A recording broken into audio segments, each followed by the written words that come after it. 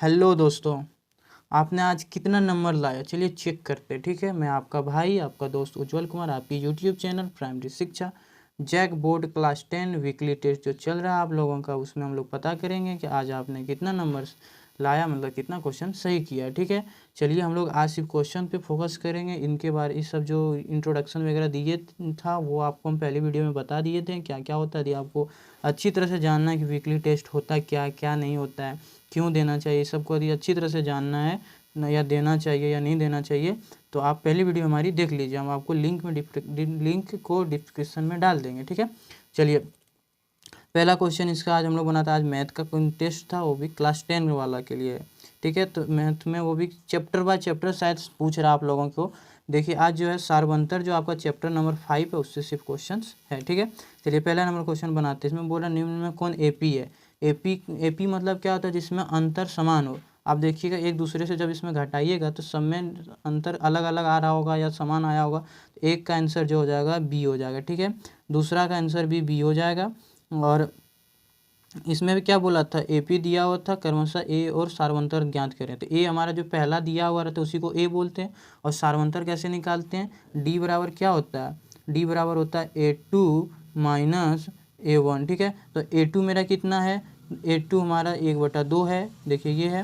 और A1 हो जाएगा हमारा 3/2। इसको जब घटाइएगा तो आपका -1 आ जाएगा। ठीक है, चलिए अगला बनाते हैं। अगला क्या है कि तीसरा नंबर क्वेश्चन है मेरा, 10 और 250 के बीच में कितने गुणज हैं।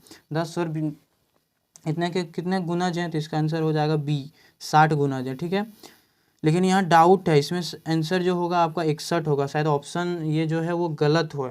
ठीक है, एक बार आप लोग सॉल्व अच्छी तरह से कर लीजिएगा, तो हो सकता है कि टाइपिंग में कुछ गलत हो। हमने इसको सॉल्व किया तो मेरा आंसर 61 आया, और इसीलिए लगभग मैं आंसर मार दिया, इसलिए 61 के जगह 60 हो सकता है मे बी।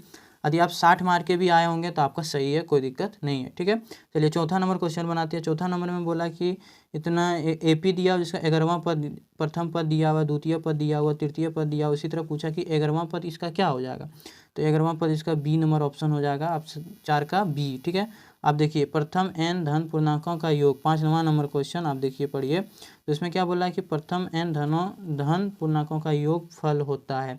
आपका ये जो क्वेश्चन आपसे पूछा है ना, ये डायरेक्ट आपके बुक से एक फार्मूला है उसी से पूछा है। तो आप देखिएगा पेज नंबर 123 में आपको डायरेक्टली नीचे में तो ये फार्मूला आपको दिखता हुआ नजर आएगा, बी नंबर इसका ऑप्शन होता है। ठीक है, चलिए अब आगे बढ़ते हैं। और 6 का आप देखिए, इसमें क्या बोला है कि, सॉरी थोड़ा सा ठीक कर लेते हैं। हाँ देखिए, एपी दिया हुआ है, ए का मान ज्ञात कीजिए। प्रथम पद के रूप में 2 दिया, द्वितीय पद जो तो होता है A2 बराबर ए के रूप में दे दिया, तृतीय पद 26। आपसे पूछा कि ए का मान बताइए, मतलब द्वितीय पद यदि आप A2 यदि आप बता देते हैं यानी ए का वैल्यू भी बता दीजिएगा। इसको आप जब सॉल्व किए होंगे तो इसका आंसर जो होगा उसका बी हो जाएगा, 14। ठीक है, चलिए अब 7वां नंबर बनाते हैं। 7वां नंबर क्या है कि ए दिया हुआ, डी दिया हुआ, एन दिया हुआ, हमको अंतिम पद हमसे पूछा है। तो अंतिम पद इसका जो हो जाएगा ना, इसको आप जब सॉल्व किए होंगे, इसको जब आप सॉल्व किए होंगे तो इसका आंसर आ जाएगा सी, 28 होता है। ठीक है, लेकिन आप देखिएगा इसमें सी तक ऑप्शन ही है, डी दिया ही नहीं है। चलिए 8वां नंबर हम लोग क्वेश्चन इसको बनाते हैं। 8वां नंबर में पूछा कि देखिए प्रथम पद या द्वितीय पद, सिर्फ प्लस लगा दिया, बट ये नहीं है कि ये प्रथम पद ही द्वितीय पद ही है, तो ये सम वाला से आया है। तो इसमें आपसे पूछा कि 9वां पद का योग क्या होगा। 9वां पद का जब योग जो होगा वो ए नंबर इसका ऑप्शन हो जाएगा, 8 का ए -3/2। ठीक है, चलिए 9वां नंबर क्वेश्चन बनाते हैं। 9वां का आंसर मिला लेते हैं, 9 का जो होगा सी हो जाएगा, आपका आंसर मिला लीजिएगा इसको। ठीक है, चलिए एपी प्रथम पद A1 इतना है, क्वेश्चन हम लोग बनाते हैं। 10 में बोला कि ए बराबर इतना, अंतिम पद इतना दिया, पदों का योग 30 है, तो पदों की संख्या कितनी होगी। इसको जब आप ये फार्मूला में आप लगाइएगा, S बराबर n/2, सॉरी S बराबर n/2 into A plus A N के रूप में जब इसको सॉल्व कीजिएगा ना, तो 10वां नंबर का जो सॉल्व करने के बाद आपका आंसर आ जाएगा ए, 10 का ए होता है। ठीक है, चलिए 11 नंबर बनाते हैं। 11 नंबर बोला कि यदि प्रथम पद इतना है, ए दिया हुआ, सार्वंतर दिया, तो दूसरा पद क्या होगा। दूसरा पद क्या होता है, A2 बराबर, हमेशा पता है हमको A2 बराबर क्या होता है, तो A2 बराबर होता है ए प्लस डी।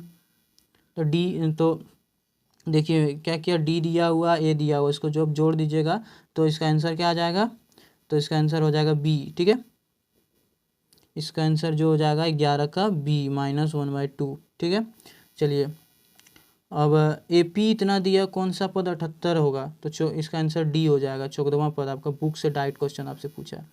फिर पूछा कि 1 2 3 4 इतना कोई योगफल इसका कितना हो जाएगा, तो A नंबर हो जाएगा इसका आंसर 13 का A।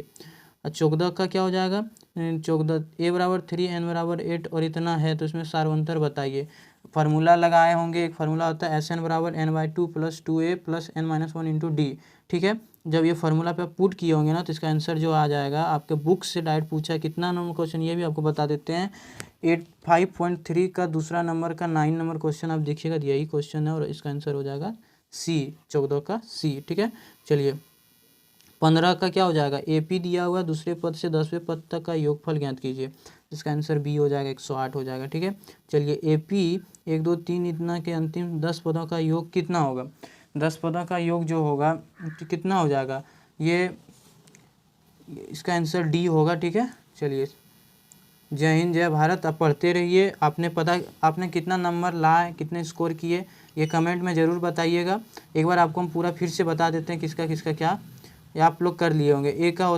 देखिए 1 का B, 2 का B, 3 का C, 4 का B और 5 का भी B और 6 का भी B, मतलब 6 तक यदि आप B मारते चलते हैं तो आपका 2.5 नंबर करके जोड़ लीजिए, 15 नंबर सिक्योर था। फिर 7 का C, 8 का A, 9 का C, 10 का B और 12 का D और 13 का A और 14 का C, 15 का B और 16 का D। ठीक है, आप कमेंट में ज़रूर बताइएगा कि कितना नंबर आपने लाया। जय हिंद जय भारत। चैनल को सब्सक्राइब कर लो भाई। मॉडल सेट को भी इसी तरह हम लोग अच्छी तरह से उसको सॉल्यूशन के साथ आपको करते दिखाएंगे।